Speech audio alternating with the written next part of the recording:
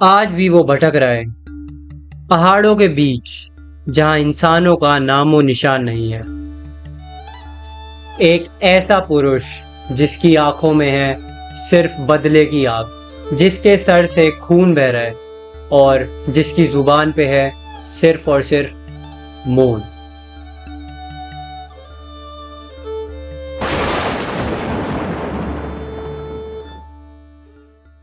Hello everyone, my name is एशनोवा। आज की वीडियो कुछ स्पेशल होने वाली है और इसी वजह से मैं आज इंडियन अटायर में हूँ। और आज की वीडियो स्टार्ट करने से पहले मैं पहले ही डिस्क्लेमर दे दूं कि ये सारी इन्फॉर्मेशन मैंने इंटरनेट से ही उठाई है, बट अगर गलती से मुझसे कोई भूल हो जाती है तो मुझे क्षमा करना। इस वीडियो के पीछे किसी के भी सेंटिमेंट्स को हर्ट करना नहीं है। So without any further delay, let's start with today's video.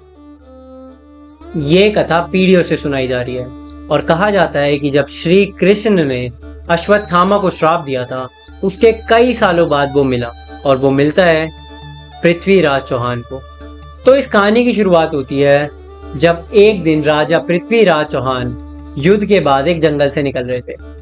तब उन्हें झाड़ियों में से कुछ आवाज आती है। जब राजा पीछे मुड़ के देखते हैं तो उन्हें वहां पे एक शख्स मिलता है जिसके माथे से खूब सारा खून बह रहा था।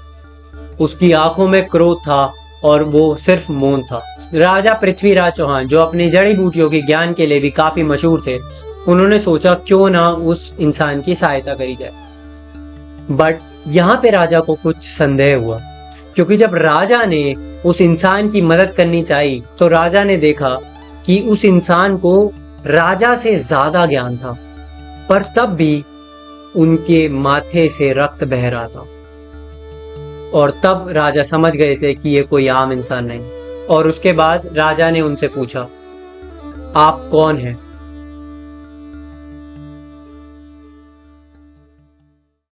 कई साल बाद एक सन्यासी को हिमालयों के पर्वत में एक इंसान दिखता है जिसकी लंबाई लगभग 7 से 8 फीट थी।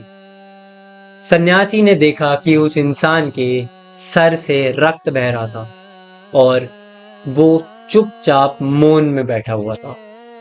सन्यासी ने पूछा, तुम अश्वत्थामा हो ना? तभी वो 6 से 8 फीट का इंसान उठा और चलते चलते पहाड़ों में गायब हो। अश्वत्थामा का जन्म हुआ था द्वापर युग में।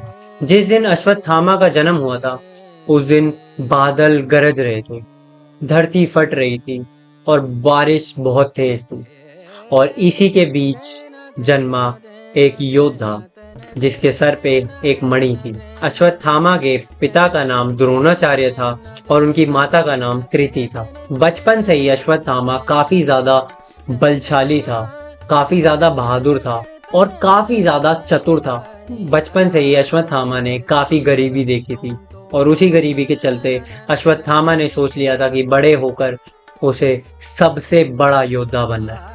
अश्वत्थामा के जो पिता थे, जिनका नाम द्रोणाचार्य था, वो उम्मीद के साथ राजा द्रौपद के यहाँ जाते हैं और वो इस उम्मीद में वहां पे जाते हैं कि उनको कुछ सहायता मिले। बट वहां पे द्रोणाचार्य का काफी ज्यादा मजाक बनाया जाता है और ये अपमान उनके दिल पे लग जाता है। तो द्रोणाचार्य सीधा पहुंचते हैं हस्तिनापुर और हस्तिनापुर पहुंचते ही द्रोणाचार्य ने शुरू करा ज्ञान देना पांडवों और कौरवों को। और उसके साथ साथ द्रोणाचार्य जी ने अपने पुत्र अश्वत्थामा को भी शस्त्रों का ध्यान देना शुरू कर। अश्वत्थामा की शुरू से ही दोस्ती दुर्योधन और कौरवों से थी और शुरू से ही दुर्योधन और कौरव अर्जुन से जला करते थे। तो उन्हें देख अश्वत्थामा के मन में भी अर्जुन के प्रति ईर्ष्या और जलन आ गई थी। जैसे जैसे समय बीतता गया, द्रोणाचार्य ने अपना ज्ञान कौरवों और पांडवों को देना शुरू कर और साथ ही साथ वो छुप के ज्ञान अश्वत्थामा को भी देते थे। मतलब वो कौरवों और पांडवों के साथ तो अश्वत्थामा को ज्ञान देते ही थे, पर अलग से भी देते थे, क्योंकि द्रोणाचार्य जी चाहते थे कि उनका सपुत्र अश्वत्थामा सबसे बड़ा योद्धा बने।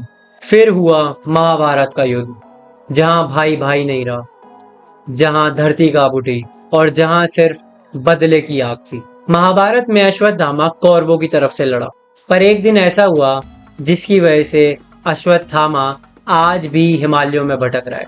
पांडवों ने अफवाह फैला दी कि अश्वत्थामा मारा गया, पर हालांकि अश्वत्थामा नाम का एक हाथी था जो मारा गया था। ये बात सुन द्रोणाचार्य टूट गए और इस सदमे को वो झेल नहीं पाए और द्रोणाचार्य जी चल बसे।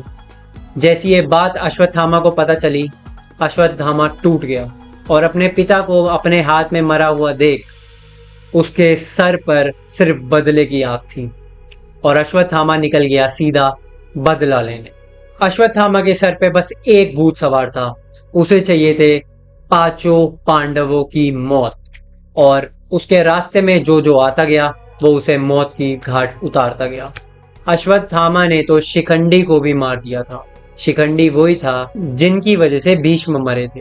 पर उसके बाद अश्वत्थामा ने एक ऐसा अपराध कर दिया जो युद्ध की मर्यादा के खिलाफ था। अश्वत्थामा ने पांडवों के सोते हुए पुत्रों पर वार कर दिया और एक एक करके सबको मौत के घाट उतार दिया। ये सब करके भी अश्वत्थामा का क्रोध शांत नहीं था, क्योंकि अश्वत्थामा चाहता था पांचों पांडवों की मौत। और अश्वत्थामा को उनके पिता द्रोणाचार्य ने ब्रह्मास्त्र चलाना सिखाया था, पर ब्रह्मास्त्र की शक्तियां उनके पास नहीं थी। तो ब्रह्मास्त्र की शक्तियों के लिए अश्वत्थामा ने शिवजी को पूजना शुरू करा और शिवजी को प्रसन्न करके उन्होंने शिव से मांगी ब्रह्मास्त्र की ताकत।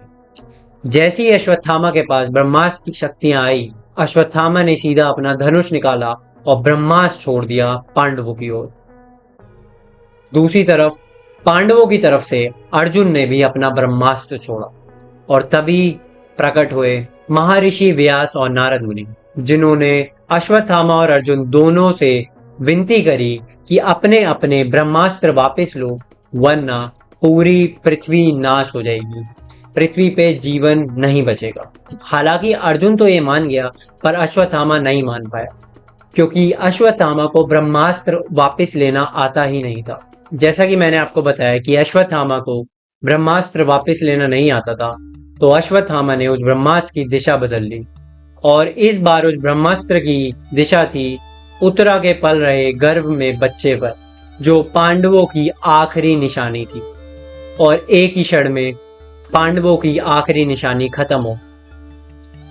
जैसे ही इस सारी घटना के बारे में श्री कृष्ण को पता चला, उन्होंने उसी क्षण उत्तरा के पल रहे गर्भ में बच्चे को फिर से जन्म दिया और क्रोध में आकर उन्होंने अश्वत्थामा को श्राप दिया।